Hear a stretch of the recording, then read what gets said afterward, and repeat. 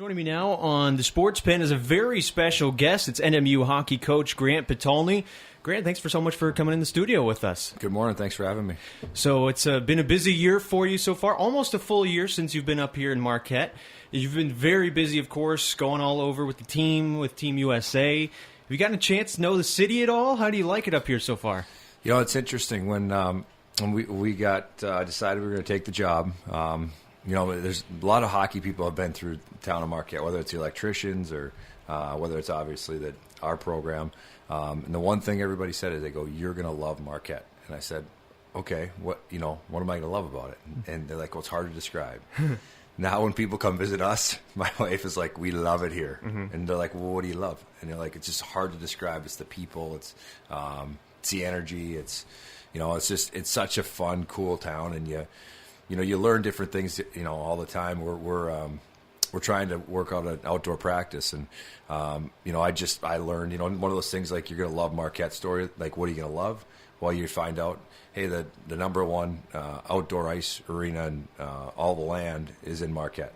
There was a guy who won Jeff Cornock told me won an event, and Bobby Hull came here for it, and we're going to try to get out and skate in his rink. So small things like that are what has been really fun. Mm-hmm. Have you noticed a passion for hockey just in general among the people you've talked to so far? Yes, definitely. And with my kids are playing, in the Marquette Youth Hockey Association. So, you're around the rink a lot with them. And, the more you get to meet people and see people, I think you start to see the passion. And you hear a lot of stories. You hear a lot of stories from the old days. And hopefully we can, continue to build our program up to the point where the people start talking about those stories about our team and these years, and instead of always past tense. Mm-hmm. So you're about a little over halfway through your first year as head coach. How has the experience overall been for you, and as compared to what you thought it might be when you took the job? Well, you don't know a ton about the players going into it. On purpose, I didn't want to watch too much video of the team, because you can fall in love with guys, or you can start picking guys apart. And so last April, I just watched a couple games, because I wanted to know the ways that they play the game, and changes we're going to make. How much time do I need to spend on D-zone breakouts? How much time do I have to spend on rush offense? So you kind of try to build a plan.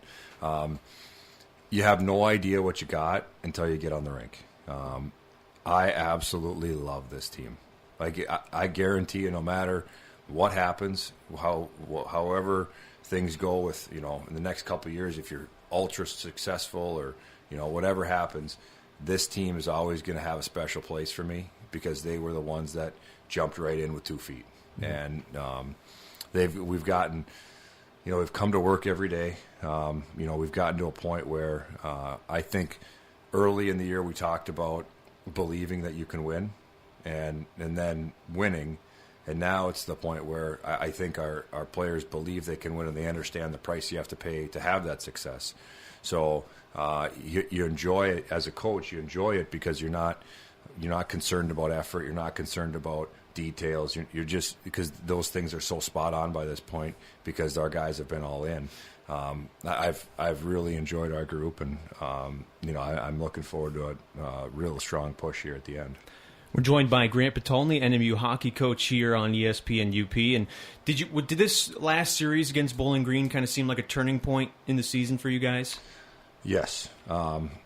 And the reason I say yes is this: we have had big wins. We've beat Wisconsin, we've beat Mankato, you beat Boston College. We haven't done it 2 nights in a row. And Friday night, I think we got to our game a lot quicker than they did. And you win the game 5-2. So you feel good about where you're at. Now, the challenge is this. So all day on Saturday, what do you think Coach Bergeron's doing? He's going right up his guys. And they're showing video, they're making adjustments, and he's coaching his team, because now they're the hungry team, and when you win the game, there's the danger of getting complacent. So now you have one team who's, in danger of being complacent, and one team that's just hungry. And that hungry team hadn't been swept all year. They've only lost 2 games all year in the league going into that weekend, both to Minnesota State Mankato, and it was, kind of the way we did with Mankato. We split games at each other's place. And then the game starts, and they score first. And they hadn't lost all year scoring first. So all these things are happening, but the resiliency of our guys, they just stayed with it. They stayed with it, and then once we got a goal in the second period, we started to play, and we started to skate. And that to me is where it's the mental maturity to be able to bring it 2 nights in a row. And as you get down to the end of the year, it's not, even though it's a single elimination deal, it's semifinal, final, semifinal, final. Or in our league, it's best 2 out of 3. So you hope you don't even have to push that thing to Sunday. You want to make sure that you can take care of business, so that 1 for rest, and 2, you get into a 1-game shot on a Sunday.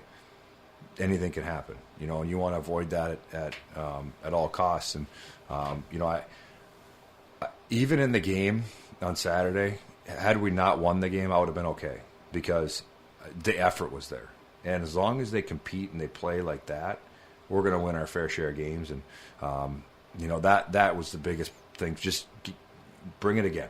Now you bring it again, and now you bring it in. You keep kind of building off that, and then you get to a spot where you expect it every night. And I hope we're there.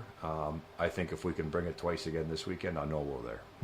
Now, when you get through these tough series, when you get into those adverse situations, I know you and the coaching staff do your best to fire up the players, but how important is it to have a couple of those leaders on the team themselves rally the rest of the troops? Well, I think Saturday night, and it was interesting you say that, because after the first period on Saturday, I said, this is on the leadership group. Like, this game right now, because we've shown that we can win the game. We've shown that when we play, we can have success. I said, here it is, fellas. This is your room. Because at the end of the day, it's a player's game. You know what? You coach them, and you can do as much as you want on the board. But at the end of it, it becomes down to passion. It comes down to head. It comes down to heart. And it comes down to having courage. And you know what? You need some of the older players, some of the leaders to step up. And one of their best players scored a goal in the first period. So our best players need to step up. And guess what? Our best players at the end of the day scored some big goals for us, and they rose to the occasion. And fortunate for us, we had enough time in overtime to get it done. Mm-hmm. We're with Grant Potulny here, NMU hockey coach on ESPN UP. So next up, you've got a series with Lake Superior State. You split with them in the beginning of the season. They're near the bottom of the conference, but at this point, every series is big for you guys, trying to stay at the top of the WCHA. What do we need to know about the Lakers? What are you expecting to see from them this weekend? It's a rivalry. I think, wherever you're at, it doesn't, whether you're, you're in pro hockey, whether you're in college hockey, whether you're junior hockey, whether you're, playing Bantam hockey, there's certain teams that are your rival. And when that team comes up, I think that you need to make sure that you compete and that you play to your ability. And, I haven't seen a lot of Lake State. We haven't had a lot of common opponents lately, so I haven't. Sometimes, when you're watching, say you're playing Bowling Green, maybe they're playing Lake State, so you get some of that on the video. We haven't seen them on video in a long time, so we'll dig into them. Yesterday was about recapping our team, and today we dig into Lake State. But I know that they have a very good power play. I know that they have very good goaltending. They can score goals. And, that's going to be the big thing. And if you look back at, our series at the beginning of the year, they had success on the power play up in their rink on Friday night. And that was a difference in the game Friday. And then Saturday we get to come home and we get to hold our home court and hold serve here. So now both games being at home, I think that we might have a small, if you look at it just because you're at home, you might have a small tick in the advantage. And, but you want to, there's 3 schools up here, and you want to, you talk about whether you're at wherever you're at, you want to be the champions of your area. So we want to be the champions of the UP, and right now we're sitting even Steven with both of our other programs up here, and the good thing is we get another shot at both of them. Mm-hmm. So hopefully we can, because if you can win, you look at that. if you win your area, whether you want to say you want to be the state, be the champion of Michigan, state of Michigan, or you want to be the champion of the UP, or whatever that is, if you do that first, the rest of that, whether it's league stuff, whether it's NCAA stuff, seems to take care of itself. Mm-hmm. So we need to make sure that we're real good this weekend and our focus is spot on. Mm-hmm. Now let's go back to your time with the U.S. junior team in Buffalo. Going into that, how much preparation on your end did it take to get ready for that? Because I'm sure you didn't just get on a plane, fly to Buffalo, and say, all right, let's get this thing started here. Yeah. No, that's definitely not how it goes. There's a summer camp, so USA Hockey does a good job. They evaluate and invite probably 40 players to a summer camp and split them up into two teams. And so we'll have two teams there. Canada brings two teams, and then Finland and Sweden bring one team each. So they'll have extra guys there. Over the course of the summer, you practice and you compete against those other countries. And to be honest, you kind of get to the point where you think you know where the team's going at that point. You probably lock about 9 forwards, and you probably lock about 4 or 5 D by that point. And then trying to find those extra 4 forwards and those extra 3 D or 2 D, whatever it ends up being. That's where it becomes challenging. And then you go into the college hockey season, and the scouts for USA Hockey are out watching. There's a couple NHL GMs that help us out, and they'll be out watching kids play. What happens is, there's some players that maybe weren't invited to the summer camp, but they're having great seasons. So, now all of a sudden, they got to be in the mix. And now that, you kind of keep, having a conference call, and you talk about who you're going to bring in and needs and, different things. And then you come back together and at the beginning of December, and then you have another 7 days to pick your team.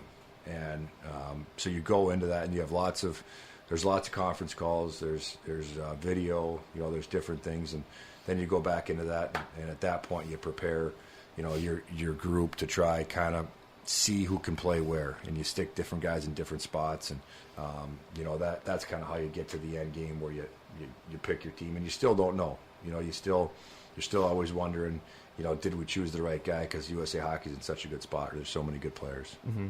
And how much do you think that experience of being the assistant coach helps you when you come back to NMU and lead your own team?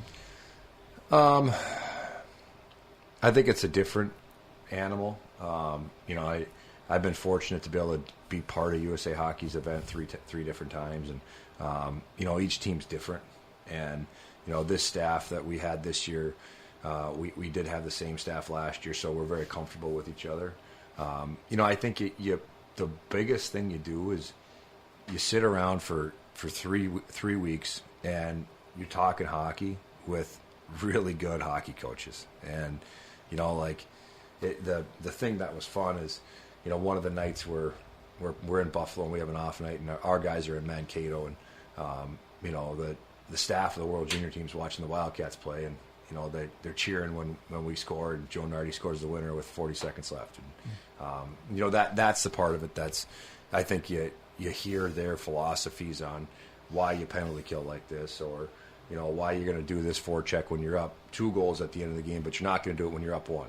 And it's just different things that, we share with each other. And then I can bring that back to our group and to our staff and go, hey, this is something to think about, or, these countries, they kill the 5-on-3 like this, and I've never seen it.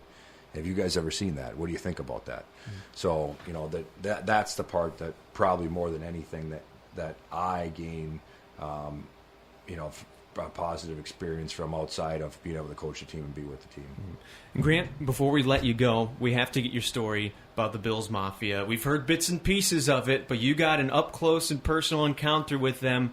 What was that like? Well, for anybody who hasn't doesn't know who the Bills Mafia is, and I didn't know who they were before we head to Buffalo. Then we're on the way to Buffalo, and some of the guys in the back of the bus are talking about the Bills Mafia, and I said, "What's that?" And one of the other coaches goes, "Oh, you have never seen the Bills Mafia?" So there's a documentary that you could watch, and I think it would give you a good insight on the passion the Bills Mafia has for their team.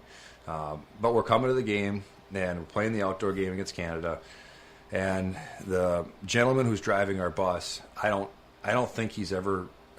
I'm pretty sure he hasn't taken a team to the stadium before. I'm sure that there's a contract through the NFL that brings different teams, and this is a Niagara Scenic Tours bus. So usually, I think he's probably driving when it's sunny and they're going up to Niagara Falls, and so he kind of misses his turn going into the stadium, and the police are telling him to come up here and turn around, and he pulls into this parking, like not lot, it's a grass field, and you pull in there, and there's a house on the side that says Bills Mafia, and it's got a big picture of a Buffalo Bill, and so the whole thing. So we're going in there, we're going to turn our bus around, and all of a sudden you just hear it go boom, and the front end of the tires goes kind of down this rut, and now we're spinning, and we're spinning, and we're spinning, and we're a little bit of ways away from the stadium, and you're thinking, geez, you might have to walk from here all the way into the game. So we're sitting there, and the tires are spinning, and there's people tailgating, and all of a sudden, you kind of go, hey, that's the Bills Mafia over there. And they'd been there, since 8 a.m., and it's probably 2 o'clock, and we're trying to get into the field. And Coach Motzko walks out, and he's kind of trying to figure out with the bus driver how to get how are we going to get out of here. And all of a sudden, he sees the Bills Mafia guys, and then they realize that at first they're just videotaping the bus being stuck. Like, look at these guys.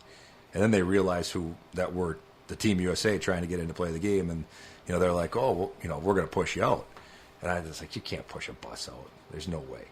That, sure as heck, the Bills Mafia come over, and they get it humming, and they push us out, and off we go, and cheered for us. And it was a fun, cool experience because of knowing who they were, and that kind of what follows them around, that they kind of had the assist on our first goal of the game. Mm-hmm. That's right. Well, that's an awesome story. So now you're a Vikings fan and a Bills fan now, right?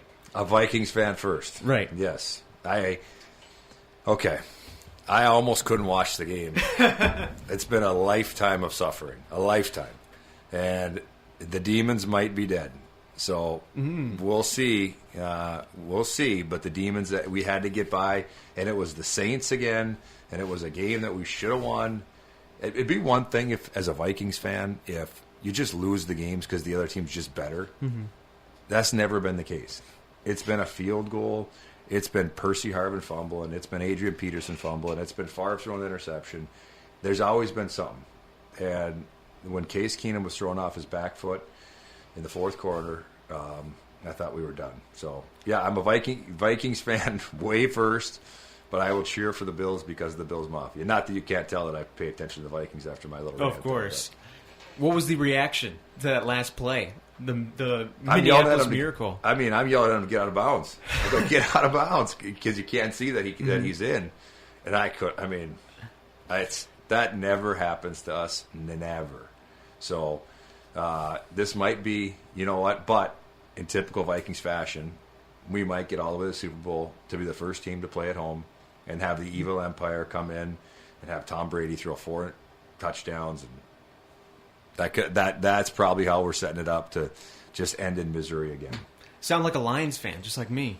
We're kind of the same mentality. You got a lot of and then you got the other team in our division, the Green Team, and they've had those 2 quarterbacks forever, and everybody else is just watching them just tick it off and tick it off. So I think we have a lot in common cheering against that Green Team. That's right. Well, Grant, we appreciate the time. Thanks so much for coming in, and good luck this weekend. Thanks, appreciate it.